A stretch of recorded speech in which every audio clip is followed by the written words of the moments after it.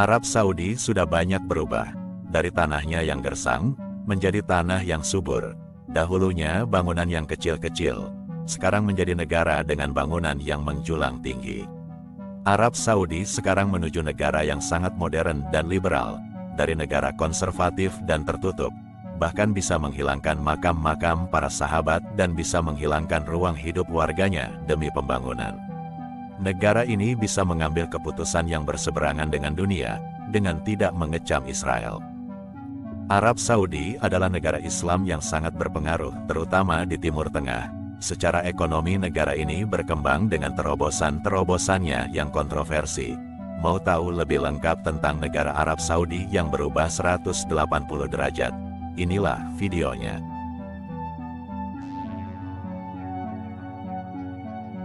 Siapa yang tidak mengenal Muhammad bin Salman, yang sering dipanggil MBS? Dia adalah putra mahkota keluarga kerajaan Arab Saudi, yang memiliki dua pola pikirnya yang mengejutkan.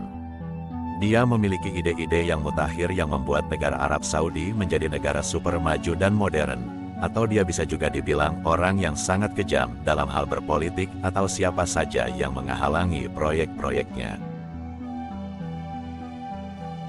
Salah satu kekejamannya adalah proyek The Line yang sangat menjadi impian Mohammed bin Salman. Seperti yang kita lihat, The Line adalah sebuah kota lurus yang panjangnya mencapai 170 km. Dengan adanya proyek ini, Arab Saudi membuka 450.000 lapangan kerja dan penambahan pendapatan negara sebesar 45 miliar US dollar atau setara dengan 717 triliun rupiah. Memang sangat menakjubkan. Untuk mewujudkan proyek ini, Arab Saudi merogoh kocek luar biasa banyaknya.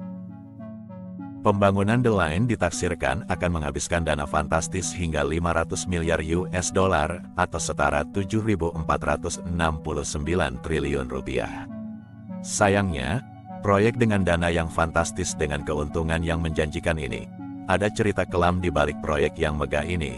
Salah satu dari suku asli Arab Saudi yaitu suku Howeitat. Hal ini dikarenakan The Line yang akan dibangun di Gurun Gersang ini menempati lokasi di tempat tinggalnya suku asli Gurun Arab Saudi tersebut. Inilah bukti kekejaman MBS dan juga para polisi Arab Saudi yang tidak segan melakukan penculikan, penangkapan bahkan menghabisi untuk melakukan pembebasan lahan proyek tersebut. Salah satu suku asli Howeitat yang nyawanya harus melayang dikarenakan harus membela tanah kelahirannya adalah Abdul Rahim bin Ahmed Al-Huwati. Pembebasan lahan untuk proyek memang sering menjadi sebuah tragedi kelam yang membuat trauma dan menyeramkan bagi suku Howeitat.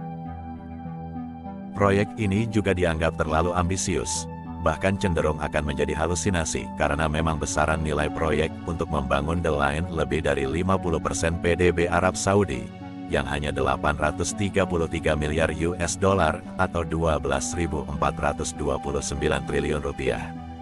Melihat ketimpangan ini, Arab Saudi besar kemungkinan memakai realisasi The Line yang bakal punya uang yang fantastis. Tentu bukan The Line saja. Dalam beberapa tahun terakhir Arab Saudi juga terkenal sebagai negara anti kritik.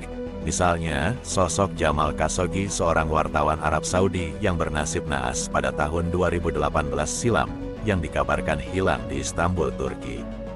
Dirinya diberitakan sudah tidak bernyawa dan jasadnya ditemukan di kebun rumah pejabat Saudi di Istanbul. Persamaan ini tentu memberi tuduhan terhadap pihak kerajaan Arab Saudi. Apalagi motif pembunuhan Jamal Khashoggi bukan hal yang sukar untuk dilihat. Khashoggi memang wartawan pengkritik kerajaan Saudi sejak naiknya Mohammed bin Salman sebagai putra mahkota. Salah satu berita yang sering diangkat olehnya adalah sikap otoriter sang putra mahkota yang bahkan sampai menangkap intelektual, jurnalis hingga ulama yang merasa bertentangan dengan putra mahkota. Dengan motif tersebut, nama MBS diduga sebagai otak pelaku pembunuhan, di mana beritanya terus meledak, apalagi sebuah dokumen rahasia pernah terungkap dan tersangkut nama sang putra mahkota. Negara Arab Saudi yang dahulunya mengikuti ajaran-ajaran Nabi, namun sekarang seolah melenceng dari ajaran Nabi Muhammad Sallallahu Alaihi Wasallam, di mana negara Arab Saudi di bawah pimpinan Pangeran Mohammed bin Salman atau Pangeran MBS ternyata jauh dari kesan alim. Bagaimana tidak alim? Arab Saudi di bawah Pangeran MBS berubah menjadi semakin liberal dan hal tersebut sempat jadi perbincangan dunia karena ada aturan baru yang justru bertentangan dengan syariat Islam yang sebenarnya. Seperti salah satu contohnya, adanya klub malam di mana-mana, minuman alkohol diberlakukan secara halal, yang sudah tidak sesuai dengan syariat Islam, meskipun hal tersebut sempat dibantah Pangeran MBS.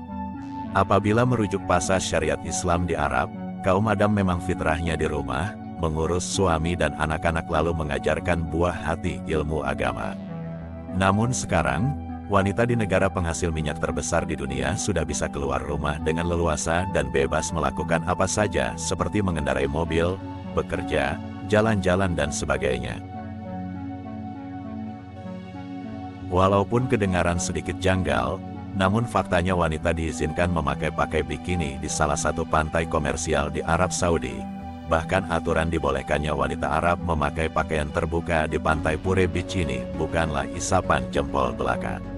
Pantai private ini dibanderol harga 1,1 juta rupiah untuk tiket masuk dan pengunjung bebas bermain air, menari dan mendengarkan musik di pantai tersebut.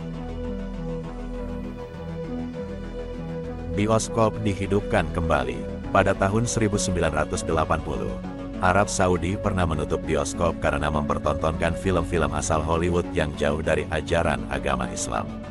Namun pada 2018, teater bioskop dibuka kembali dan terbuka untuk umum dan salah satu bioskop pertama yang dibuka ada di kota Riyadh.